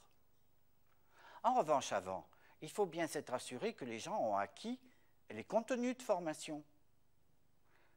Vous ne pouvez pas tout asseoir sur l'examen de situation de compétences. Je regrette, moi je trouve ça très dangereux, de croire que dans les situations à la fin de la formation, je vais évaluer tous les contenus de formation. Non, mais ça voudrait dire que... Alors comment je sais qu'il les a appris? Les contenus de formation seraient à distinguer de cette évaluation-là, c'est ça que je comprends pas. Oui, tout à fait, tout à fait. Ça veut dire qu'est-ce qu'on fait en formation? On ne donne que des contenus de formation? Ah, ben on fait plein d'autres choses, on les prépare au métier. Voilà, donc voilà. Oui, oui. Mais ce n'est pas parce que vous faites deux choses qu'il ne faut pas les évaluer toutes les deux. Oui, d'accord. Bien sûr qu'il faut aussi se demander comment on entraîne les gens aux situations, comment on les met en situation pour qu'ils apprennent, d'accord? Mais si quelque part j'ai un savoir du type 2 et 2 font 4, il faut quand même bien que je l'ai vérifié. Parce que dans la situation, il ne va pas me dire que 2 et 2 font 4, hein? D'accord? Alors c'est que vous avez organisé vos situations de telle façon que vous faites les deux en même temps. Et ça n'alourdit pas trop les situations, ça?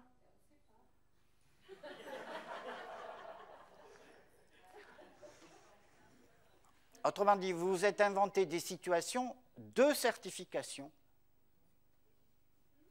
Moi, je ne parle pas de celle-là, là. Je parle des situations d'exercice.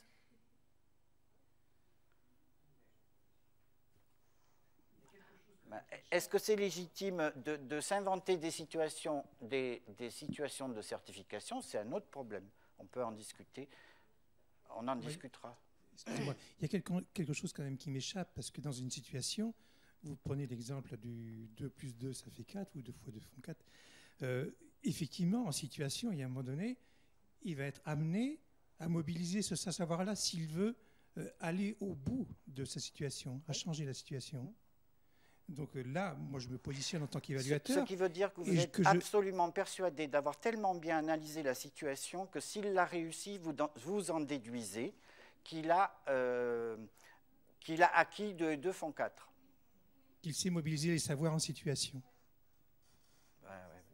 D'accord, d'accord. D'accord. Il faudrait voir ça de près. Voilà. D'accord. Oui, bon. Qu'est-ce qu'on appelle situation en formation? Quelle est la différence entre situation de formation, situation de certification et situation d'exercice du métier? Voilà. Là, il y a des choses à clarifier. Je pense en effet qu'il faut qu'on fasse un distinguo entre les situations que l'on crée artificiellement et dans lesquelles on a des visées de vérifier des acquis académiques ou des acquis scientifiques, et des situations professionnelles réelles dans lesquelles l'individu est autorisé à inventer des solutions qu'on n'avait pas apportées dans la formation académique. J'exagère peut-être un peu. Mais à la limite, si la personne a été capable de résoudre le problème sans passer par la table de multiplication par 2, est-ce que la situation est un échec? Est-ce qu'il n'a pas réussi à résoudre les problèmes devant lesquels on les a mis, alors qu'il n'a pas utilisé 2 plus 2 cette fois-là, mais il a utilisé autre chose. Oui, ou une autre règle qui n'a rien à voir avec les multiplications. Le gros travail que vous êtes en train de vous inventer, hein, c'est quand même d'analyser les situations pour les construire, alors qu'il suffirait d'aller en prendre dans le métier et de les regarder. Ben oui, vous voulez à la fois tout prévoir dedans, y compris le contrôle des acquisitions. Moi, c'est ce que j'ai entendu. Ça me paraît un parti pris lourd. Voilà. Peut-être qu'il y a des acquisitions qui doivent être testées en dehors des situations aussi. Ah bon? Parce que les contenus ne servent pas à la certification. Attends. Non, la question qu'on peut se poser là derrière, c'est qu'à partir du moment où tu dis qu'il faut contrôler des acquisitions, ça veut dire qu'elles ont été définies à un moment, ces acquisitions, préalablement. Non, pas obligé. Alors, on peut les définir au fur et à mesure d'un programme. Les programmes ne sont pas forcément des planifications. Il peut y avoir un noyau dans un programme qui est planifié, et peut y avoir ensuite une banque de savoirs qui sortent en cours de route. Ça n'empêche pas de les identifier, de les consigner et de les contrôler. N'assimilez pas forcément à avoir tout préparé à l'avance pour faire du contrôle. Laissez-vous aussi la possibilité de, avec tel groupe, tel contenu a été appelé parce qu'une situation étudiée obligeait à le faire, et pas avec l'autre. Ça implique la différenciation aussi des contenus. Maintenant, si vous ne voulez pas, c'est une option, hein, si vous ne voulez pas différencier les contenus, alors restez-en au programme tout fait, obligatoire, qu'il faut caser de 7 à 8, on fait 2 et 2 font 4, et de 10 à 12, on fait la suite. On peut avoir aussi une vision systémique des programmes, et pas linéaire. Bon, c'est autre chose, quoi. Non, mais j'ai pas de solution, là. Hein. Voilà. Je finis juste avec cette diapo où je distingue la certification comme contrôle final, où on évalue en toute conscience, où on répond en toute conscience à la question de « avec ça, est-ce qu'il peut tenir ?» Voilà. Et tout le reste, c'est la littérature. Il n'y a qu'une seule question à se poser à la certification. Maintenant, si dans la certification, vous voulez tout faire, y compris le contrôle des acquis, oui, bon, là, il y a d'autres, ça devient compliqué, quoi. Mais la certification, vous vous compliquez la vie, quoi. La certification, c'est tout simple. C'est est-ce que je lui donne le diplôme qui va lui permettre d'entrer dans le métier? Non, point. En fait, c'est tout. En fait, il faut qu'on éclaircisse qu'est-ce qu'on entend par certification. Notre système, avec un système de jury final, qui va délibérer sur la délivrance du diplôme, c'est ça le moment de la certification. Et ce jury-là, il va s'appuyer sur des documents, sur tout un tas de ressources qui vont lui permettre de faire ce choix et de prendre cette décision de dire on délibère et on attribue le diplôme à cette personne-là. C'est ça le vrai moment de la certification, en fait. D'accord. Chez nous, hein, chez nous. Vous Et en ensuite, avez nous, fait on a fabriqué un des temps détaché de la formation. Voilà. Où on regarde dans le marc de café et on dit « toi, tu seras… » Alors, ce n'est pas tout à fait dans le marc de café, c'est-à-dire que effectivement, le stagiaire n'est pas là, mais il y a eu tout un travail préalable qui a été organisé par les équipes, donc, de construction. On fait les comptes. On fait les comptes, voilà. Voilà, vous faites les comptes. OK. Sur tout ce qu'on a recueilli.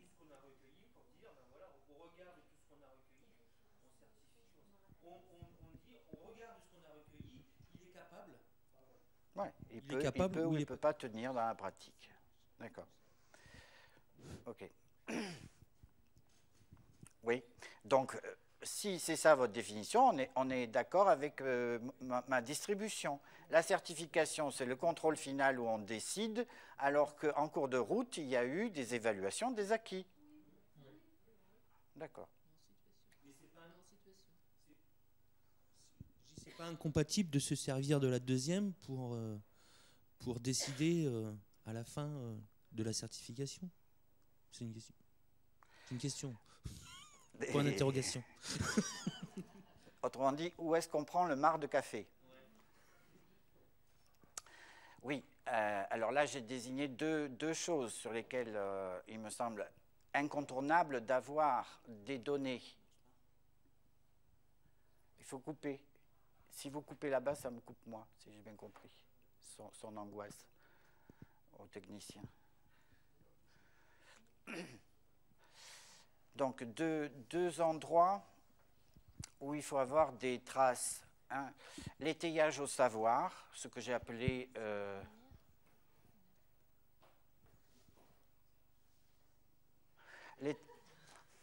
donc l'étayage au savoir, et on oublie souvent d'avoir des traces sur l'étayage aux autres professionnels. Oui, aux autres professionnels, c'est-à-dire les gens de terrain, c'est-à-dire aussi les formateurs qui peuvent être considérés comme une catégorie de professionnels. Voilà. Et alors pour le coup, trop souvent, on survalorise le savoir au détriment des attitudes que les gens ont eues dans les relations professionnelles qu'ils ont pu avoir en stage, dans la formation même. Voilà. Et si on travaille par compétences, il faut aussi qu'on accorde plus d'importance qu'avant à cet étayage aux autres professionnels que la formation doit fournir. Et pas simplement l'étayage au savoir. Alors, c'est ce à quoi servent dans la formation les dispositifs dans la formation par alternance et voilà, les dispositifs de tutorat, mentorat, de supervision, autant de choses qui sont en train de devenir à la mode. Voilà. Alors après, il y a un troisième volet qui est l'essayage, c'est-à-dire que les gens s'entraînent. Pour qu'il y ait formation, il ne peut y avoir que certification et évaluation des acquis en cours de route. Il faut qu'il y ait obligatoirement ce que j'appelle de l'essayage, comme on va essayer un costume chez le tailleur. Voilà. Autrement dit, on s'entraîne à des choses du métier pour s'éprouver, pour savoir ce que l'on vaut, comme on dit, pour savoir ce que l'on sait faire, pas faire. Autrement dit, on analyse, on évalue et on s'évalue en train de faire la chose. Voilà. S'il n'y a pas essayage,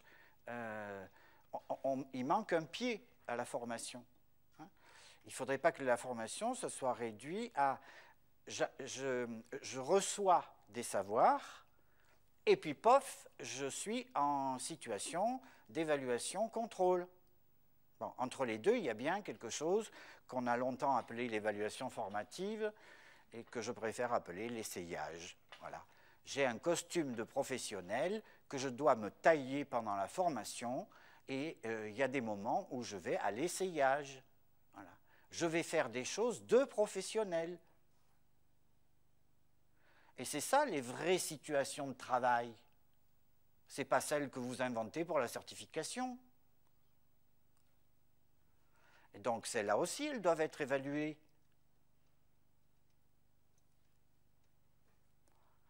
En tout cas, elles doivent être encadrées. Hein, voilà. Donc c'est tout le travail sur l'analyse et l'évaluation des pratiques professionnelles observées ou réalisées en stage pendant la formation.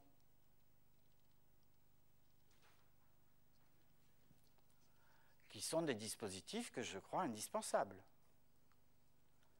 quand on veut évaluer par compétence, quoi.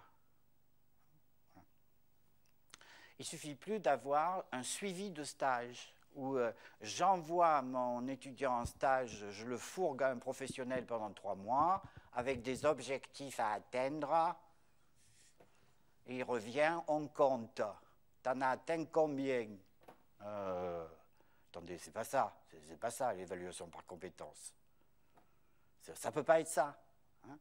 C'est tu vas faire des choses réelles là-bas et tu as quelqu'un qui est personne ressource sur place, mais c'est ici qu'on travaille la chose. Tu vas en parler de ce que tu as fait là-bas. Le savoir analyser, savoir évaluer ce que j'ai fait sur le terrain est une dimension qui devient centrale dans l'évaluation par compétences. Voilà. On ne peut pas se contenter que les gens fassent des choses. On est dans une structure là où ce que l'on appelle la réflexivité, hein, autrement dit l'auto-évaluation, voilà, tout le reste c'est de la littérature, devient importante. Voilà.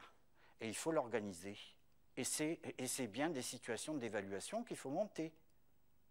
L'auto-évaluation comme outil de certification. Non, c'est autre chose. La certification, c'est que, qui servent à la certification. Mais tout peut servir à la certification. Tout, y compris la couleur de votre cravate. Tout le monde s'en fout de ça. Il n'y a pas des choses qui sont de la certification et d'autres pas. La certification peut utiliser n'importe quoi. C'est à vous de décider. Mais en revanche, il faut qu'il y ait autre chose de fait que de la certification. Voilà. Donc l'évaluation ne peut pas être réduite à la certification.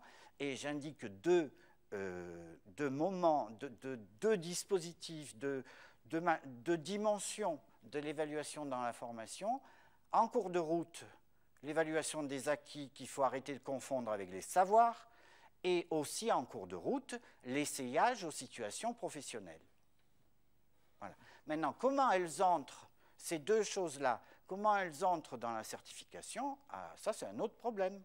Elles peuvent y entrer, elles peuvent ne pas y entrer. Il n'y a aucune règle là-dessus. Il faut que les règles soient claires, c'est tout, pour vous et pour les étudiants. Mais ce n'est pas parce que c'est fait en 2 ou en 3 qu'il faut que ça rentre en 1. Il peut y avoir aussi des choses qui ne servent pas à la certification dans une formation. Hein? On peut avoir, par exemple, de la supervision individuelle pour prévenir les décrochages en formation, qui consiste à avoir quelqu'un qui peut écouter un étudiant sur rendez-vous quand l'étudiant décide, parce que l'étudiant est en train de perdre pied dans la formation. Voilà. Et qu'il a l'impression qu'il se noie, quoi. Bon. Et donc, il a un entretien d'1 heure au minimum avec quelqu'un qui sait faire de la supervision. Et vous voyez bien qu'on est sur la frontière entre le personnel, l'affectif, le professionnel. C'est justement ça qu'on travaille. C'est la porosité des catégories, hein, dans la supervision. Voilà. Alors, est-ce que ces choses-là doivent servir à la certification ? Je n'ai jamais vu nulle part que ça serve. Et pourtant, ça fait partie de la formation. Donc, tout ce qu'on fait en formation ne sert pas forcément à la certification. En formation, on acquiert tous, qu'on le veuille ou non, l'esprit maison. On acquiert des choses en termes identitaires. Je serai sorti de telle école. Vous le faites entrer dans la certification, ça? Ben non. Voilà. Donc, il n'y a rien de mécanique là-dedans. Hein. Ce sont des ingrédients d'évaluation qui, s'ils n'existent pas, il n'y a pas formation. Ça ne dit rien, ça ne dit pas que tout ça doit se retrouver dans la certification. Une évaluation peut être importante et ne pas servir à certifier. Oui.